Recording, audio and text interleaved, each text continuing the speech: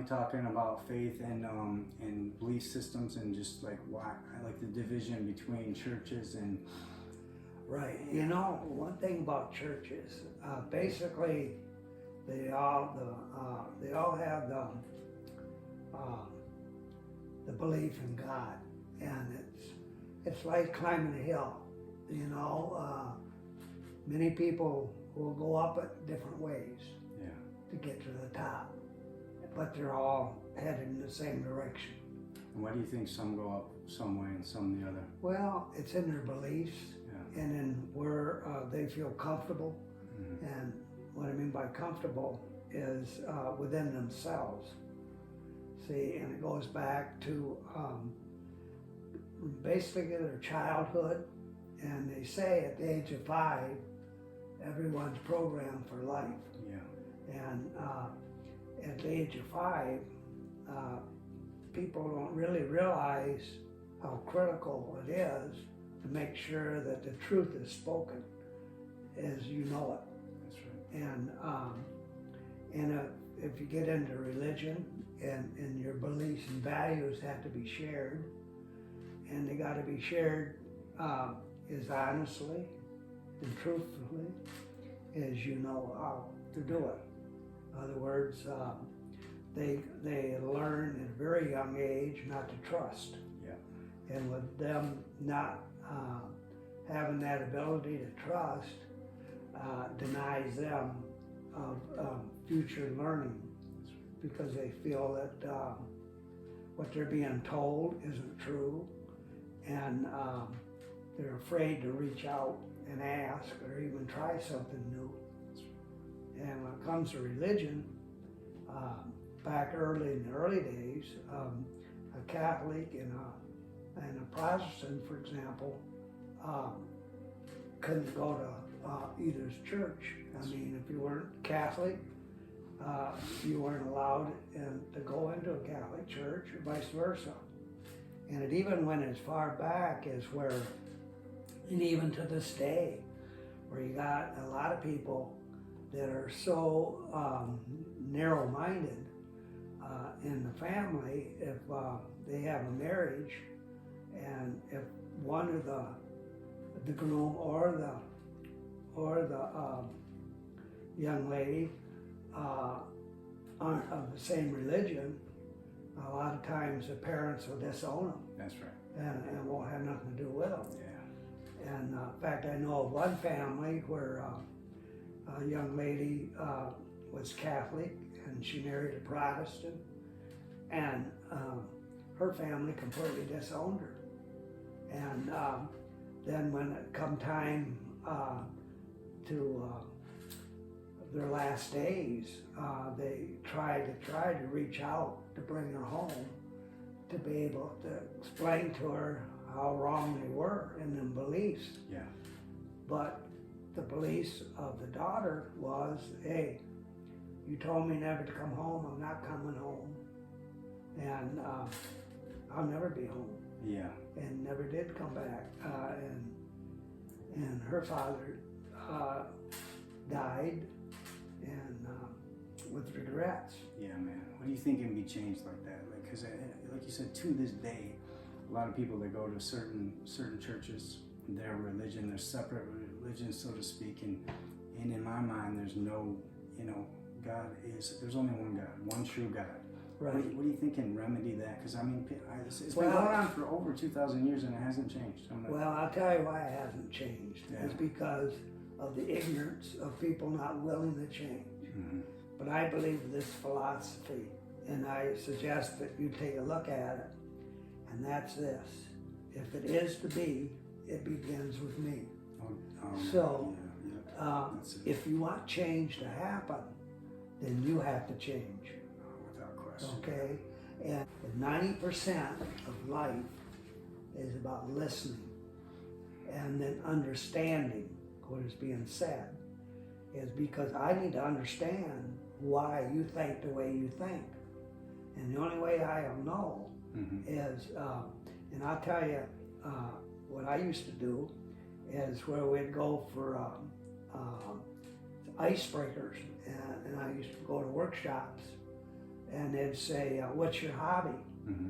And we'd go around the room, and when they come to me, I'd say my hobby's the human brain. That's perfect. Because I'm fascinated how you think and why you think the way you think. That's right. But I have to be open enough to be able to accept you who you are.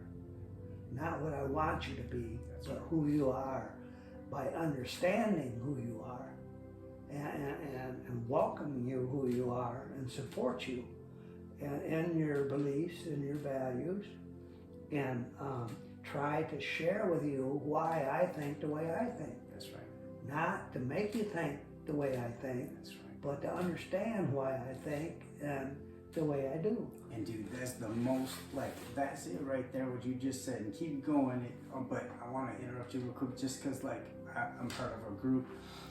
We study God, and we study the human mind, and the same thing right there. There was an issue about God, and like, God and religion can get pretty heated, right? You know, can. Very much so. So that's exactly what we got to do, and sometimes you got to say it out loud, because if I was like, and we're a group of 8 guys, grown men, some older, some my age, some I was probably the youngest, but if I ain't willing to accept you, whether you believe in God or you don't believe in God, whether you're rich, poor, whatever, if I can't listen, like you said, and get beyond my own belief systems and what I think is right or wrong, and love you for you, and not want you to change one bit, not have you say the same, fine, I'm still gonna love you. If I can't do that, that's changing yourself. If I can't do that, there will be no change. Correct. And I'll give you a parallel, and that is, it's like religion and politics, okay? Is that if you mix the two, you got to understand that some people believe what they believe because of what they were told. Exactly. It's not that they did any research Exactly. to find out why. What percentage out of 100 do you think of that applies to most people? I'd say in some cases, as far as high as probably 90 to 95%. Exactly right. Yes. And I'll tell you what, I'm a veteran of the Vietnam War, and the reason I share this with you, because see, I volunteered for the Marine Corps. I volunteered for the war, not to go over there and kill my opposition, but to go over there and understand them, and to be able to protect them for what their beliefs and values are. And when you got opposition that want to try to force you to think their way, isn't necessarily the truth, see? And so what I'm saying is, but yet when I came home, there was a complete different understanding, because I was spit at, I was called a baby killer, but they were never there. Right. They didn't see the struggle that the people have when we look on TV and watch a tornado wipe out a subdivision and shatter everything that's in it, plus take life. They don't see the bomb shelling and what takes place in hand-to-hand combat, or the war that we're there to help defend versus take over. Plus, you shared to me on both sides of the fence. You don't have to talk about it, but you defended. You told some American soldiers that, hey man, you're in the wrong right here. Yeah. Now, I shared one thing with you, and I'll share it again, and that is when we're going on a convoy, and I look out a window and I see this grandmother out there planting rice with her little granddaughter standing next to her, handing her the rice from her bucket. Then some GI up and shoot her, kill her. Well, they don't understand that they're not there to kill the people. They're there to understand and help them with their freedom. And yet, by killing that person, they wiped out another convoy that's going to be coming down the road later. That's right. Because all it does is cause hostility. And it's the same thing as we see in the riot in the streets, where they kill, they pull over a car and they kill the driver and, for no reason, because of race and prejudice. See, and you find that in life, and that is in a lot of people's beliefs and values. They're still very prejudiced, not among one another alone, but they're prejudiced when it comes to beliefs and values, morals, and other things. That's right. And even better than that, you know, like, it's been a nature, it's been like, why is the world like this? Because better than that, it is, I'm trying to think of, it is the fear of befriending someone, or saying, instead of the occasional, how you doing? Like, you don't really, most people, they don't care. They just say it because it's normal. That's what you do. You say how you, well, thank you, how you doing? I'm doing all right. They don't give a crap to get to know someone and really care and really love some. They got those trust issues, and then, like, you know, especially in America, anywhere you nice to someone, they're like, what's wrong with them, you know? Well, and I'll give you another example. It's like if I was to pass you on the street and you was to respond, good morning, how you doing? And I respond back, you don't know me. Exactly. Why are you speaking to me? Exactly. See, it's not that you have to know anybody. Do unto others as others would do to you. That's right. Yeah, and see, it goes back again, as like I say, if it is to be, it begins with me. So no matter what change it is that you want to see, is first of all, you got to believe in yourself, and believe the truth. How do you do that? The way you believe in yourself, first of all, you've got to be given the respect due to you, and not to be contradict everything that you say. Even though you may be of a different religion, you may be of a different origin, I still owe you, and I'll repeat that, I owe you the respect to listen to you and try to understand why you are the way you are. Why do you do what you do? Because you do it for a reason, see? It's either something. What do you say? Yeah, I was cut you. Is it okay if I cut you off? Oh yeah. And what Christ said, forgive them, for they know not what they do. Yeah. But they are doing it for a reason. They're killing them for a reason. People kill other people for a reason. They believe a certain way for a reason. They've been taught that. It's in, you know. Yeah. So. You know, and a good example of that is a game. Of course, yeah. And in a lot of ways, and it's to that way today, is that you have to destroy someone or something in order to get into the game, see? But everybody wants recognition, and I don't care what it is. I mean, you want the respect, and I tell you what. And we got to prove to others. You know, that's how the world teaches. We've got to prove to others. We've got to prove something to somebody. You got to prove it to yourself first, right? Right. And you don't need other people's approval for that. No, you have to have nobody's approval to do what you do. All I need to do is understand it, if I want to understand it. So what's that inner work that, like, people can do that nobody does? And, you know, I wasn't taught this. Most Americans ain't taught this, like, the inner work that you can do. Your own psychology, your own philosophy, and, like, how can you get in your own lives? Because we all have lives that we live. And if you look deep enough, you find them. So how do you do that? Well, first thing I do is, one is to try to give you the respect due to you. In return, that gives me respect to myself. Yes. It's because the fact that I'm not ignorant or show ignorance by not listening to you and thinking that what you got to say doesn't mean anything, because it does. It means a lot, and because you are here for a reason. Everybody's here for a reason, and if we can learn to respect one another, help one another get there, and we got people today that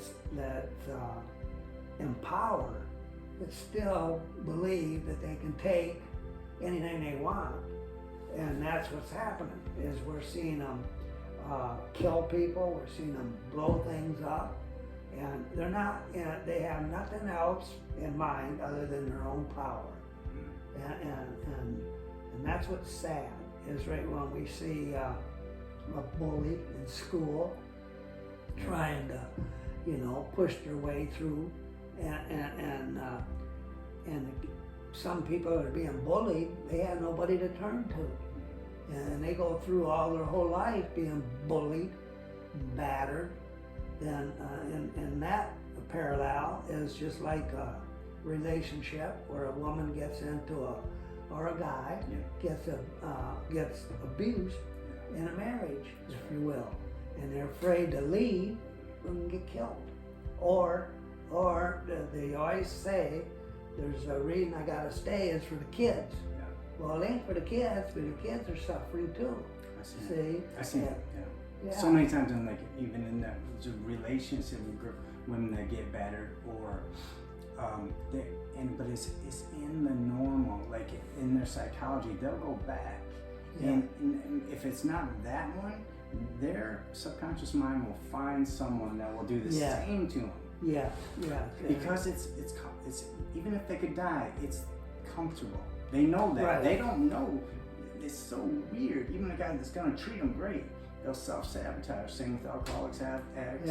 Things go good, they do that, man. So. And it's really a shame, because I tell you what, when we see these wars, when we see our immigrants coming over to make our life better, and because there's enough for everyone on this earth, but and learn to share. Only if that mentality changes. Right. Are you willing to help the people that need help, or do you want to take what they got left? And that is their ability to have the strength to get back on their feet, instead condemn them and say, hey, you'll never be nothing. Now go back to where you came from. But they came to America, for example, to have a better life, to have a start, have the good things. And again, I don't condemn them, because this is the way that they learn. And that is people that's always on welfare, okay? Well, it's not that they don't want to work. They learned that they didn't have to work, see? And they don't know how. They don't know how. No. Yeah, there's so, it's like what you said. And they don't know how to change themselves. I didn't know how to change myself for about 40 years. Yeah. But I was always searching. But when it actually happened, what I had to do is what you said, go up to somebody, because you can say that. And there was a sermon in church Sunday, and it was about rubber meets the road, putting things into action. Yeah. Can you help? What are you gonna do? Are you just gonna sit and talk and think, or are you actually gonna do something? See, the hardest thing for people is to ask. Yes. See, yes. To ask Because help. they don't know how, and if they ask, then they're insecure, right? For example, if I say to you, yeah, I'm having a problem, and could you assist me if I share with you what's bothering me? Would you be willing to help me through this crisis? And you would either respond and say, hey, I don't have time, or you'd say, sure. Then, but I've got to be willing to tell you the truth. What is bothering me? What's bothering me is that I can't read, for example. And you say, well, you ever told anybody? Say, no, I always carry a newspaper with me in my back pocket, so people didn't know I couldn't read. But I need to know how. So it's very difficult to ask for help. I feel I can trust you. And the reason I say that is because I never trusted myself to reach out. Yeah. And these are the things that I find that really is hard for people to do. And that's why I always say, if it is to be, it's up to me. So step out. So that's pretty good. Step out.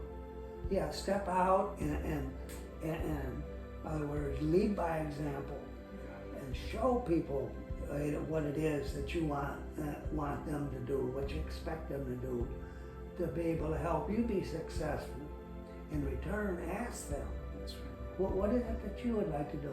And a little icebreaker is just sitting like we're sitting here and say, you know, you ever thought about what do you truly want to do? Yeah, right. See, that's the thing, yeah. Because most people work and they do what they don't want to do because Yeah. they never really even thought about what they really would, the inner pull, the inner calling, and they'd probably be great at it, but they don't even believe in themselves. They don't have the courage to actually believe in themselves to try.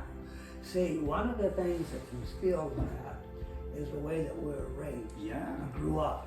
See, Society too. Yeah, this is what I'm saying. If you had a situation where you was never encouraged to Right. be better, but you was always discouraged Right. by saying you're stupid, you'll never be nothing, you can't do nothing right, instead of saying, hey, I really appreciated you helping me yesterday, and I'm if proud. I I'm could- proud of you. Yeah, I'm very proud of you. And say, hey, if you really truly want to be successful, then you need to go to school.